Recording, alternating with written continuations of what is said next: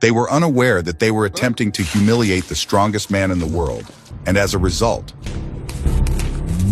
at the start of the movie, we see a planet called Krypton, where some unusual creatures live. The people on Krypton are worried because their planet is slowly being destroyed. A baby is born to a couple on this planet, and the baby's father, named Jor-El, is very concerned about the situation. He wants to get something called the Genetic Codex, which contains all the DNA and information about their planet. With this, another planet could be populated just like Krypton. Jor-El goes to the planet's leaders and asks for the Genetic Codex, saying he wants to save Krypton, but they refuse to give it to him. Then a general shows up with his troops. The general, who is also after the Genetic Codex, but for evil reasons, wants to transfer the people of Krypton to another planet and wipe out the inhabitants of that new planet. Jor-El, on the other hand, wants everyone to live together in peace. A big fight breaks out between them over this issue. Jor-El manages to escape, calls his pet dragon, and rides away. He then searches for the Genetic Codex, with the general hot on his trail. The general tries to attack Jor-El,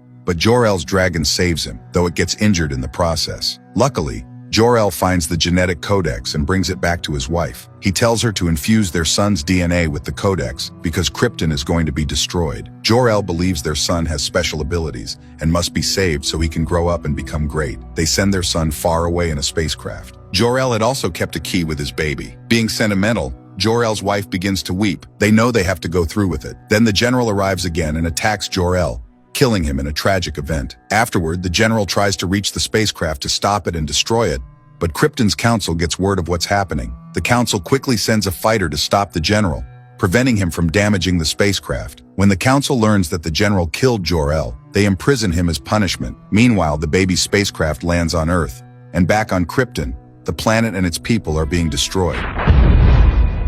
The story then jumps to the present day, where we see a fisherman named Clark working on a ship. Nearby, an oil platform was engulfed in flames. Clark rushes to help, and rescuers arrive too. As a tower starts to fall, Clark uses all his strength to stop it. However, Clark falls and sinks with the platform.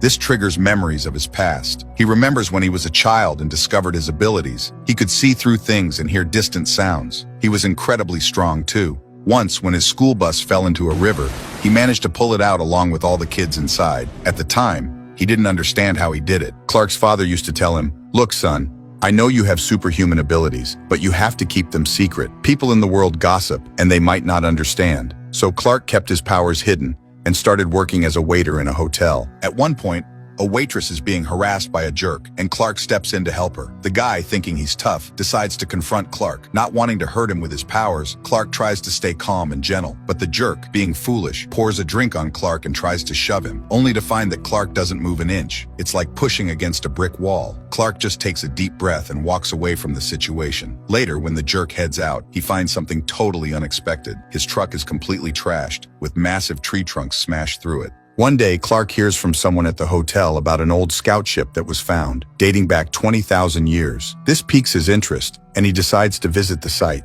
A news reporter named Lois is also there, searching for an exciting story. That night, she takes photos of the area and notices a man in the pictures. It's Clark, who is using his laser vision to search for the scout ship and melt the ice on the mountains. Clark successfully finds the scout ship. Inside, there's a module, and Clark uses a strange key he has to activate the central computer. Suddenly, he's able to communicate with his father, Jor-El. Jor-El says, "My son, you've arrived." Clark, confused, asks, "How are you talking to me?" Jor-El explains, "We all lived on the planet Krypton.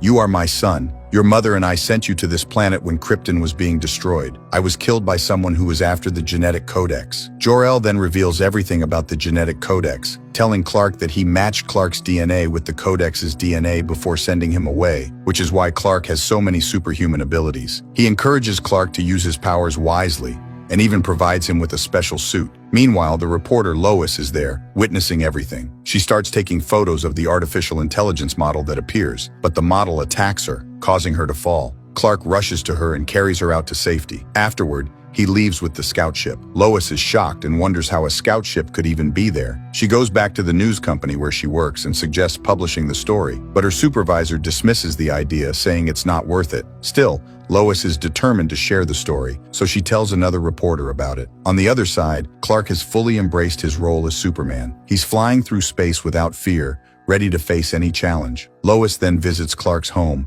carrying his suit. She meets his mother and even visits his father's grave. When Clark arrives, he asks her, "Why are you following me?" Lois replies, "Because you seem so different. Why are you hiding your superhuman abilities from the world?" Clark responds, "Let me tell you a memorable event from my life." Clark shares a story from his past. One day, he was traveling with his parents and their dog when a massive storm hit. They got out of the car, but the dog was left behind. His father went back to save the dog but got caught in the storm. Clark wanted to help, knowing he could save his father with his abilities, but his father signaled him to stop, insisting, "Never reveal your superhuman abilities to anyone." Clark couldn't bring himself to disobey, and the tornado took his father away. He's gone now, but I still remember his advice. How can I show my powers to the world when I couldn't even save him? Lois encourages him, saying, "You're doing good for the world. Keep going." Clark then tells his mother, "Mom, I've become Superman. Now I understand why I was always so strong." His mother, tearing up with happiness, asks, "You're not going to leave me, are you?" Clark reassures her, "What are you talking about? I'll always be with you."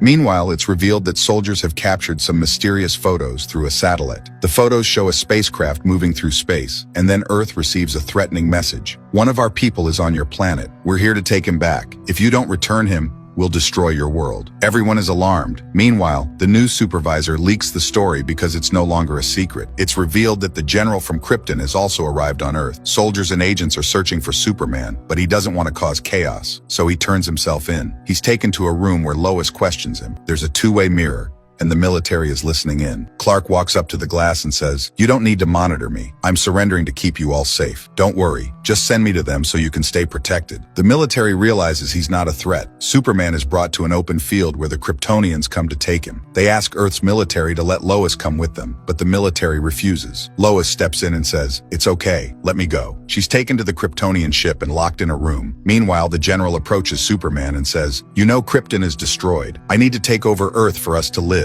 You have to help me. Where is the genetic codex?" Superman says he doesn't know. The general then threatens, "So you want me to create a new Krypton by killing everyone here?" Lois has the mysterious key Clark gave her. She uses it, and Jor-El's hologram appears. He tells Lois, "I built this ship and know all its secrets. Just follow my instructions." He helps her escape, and they begin to fight the general's troops. With Jor-El's guidance, Lois manages to return to Earth in a spacecraft. Jor-El then appears to Superman and says, "You have the power. Why aren't you using it? You can break out of this ship." Superman gathers his strength and breaks the door, bursting out and feeling even stronger as he absorbs the sunlight. Meanwhile, Lois's spacecraft starts to crash in space. Superman flies to her rescue and safely brings her down to Earth. But now, the general has also landed on Earth. He goes to Superman's mother and demands, "Tell me, where is your son? And where is the genetic codex?" He starts to threaten her, but just then Superman arrives, furious. He says, "How dare you touch my mother?" He grabs the general and flies him away at super speed, smashing him into poles. Superman manages to damage the general's helmet, making it hard for him to breathe. Just as Superman is about to defeat him, the general's troops launch an attack on Superman. The general is taken back to the Kryptonian ship. One of his attendants tells him, "Just bring Superman here. It's my job to extract the codex from his body. Whether you bring him dead or alive, I'll get the codex." The general is pleased because he wasn't comfortable on Earth. He sends 2 machines to Earth, releasing a mysterious smoke that starts changing Earth's atmosphere to be like Krypton's. This causes fear among Earth's inhabitants as their environment begins to change. Lois goes to the army chief and says, "Jor-El told me these machines can be destroyed if the spacecraft I used to come here crashes into them." Superman arrives and agrees, "Yes, you can destroy the machine by crashing the spacecraft into it. I'll destroy the other one." Superman uses all his strength and successfully destroys one of the machines. On the other side, Lois and the army chief are traveling in the spacecraft, but the general's main agent intercepts them. The pilot of the spacecraft says, "I'll crash this ship into the machine. I don't care about my life. I just want to save the world." He crashes the spacecraft into the machine, destroying it. However, Lois falls from the spacecraft during the crash. While she's still in the air, Superman swoops in and saves her, gently landing them both on the ground. With both machines destroyed, people are relieved and happy, thinking they've survived the threat. But then, the general reappears and confronts Superman, saying, "You ruined my plan. I'm going to finish you." A fierce battle breaks out between them, and they end up fighting inside a building. The general starts using his laser vision to attack innocent people inside the building. Despite Superman's pleas for him to stop, the general doesn't listen. To protect the people, Superman is forced to kill the general, even though he didn't want to. Afterward, Superman weeps, deeply affected by what he's had to do. Later, we see Clark, who is Superman, going to Lois for a job interview as a news reporter. Lois smiles and gives him the job, saying, "Welcome to the new planet." The movie ends on this scene.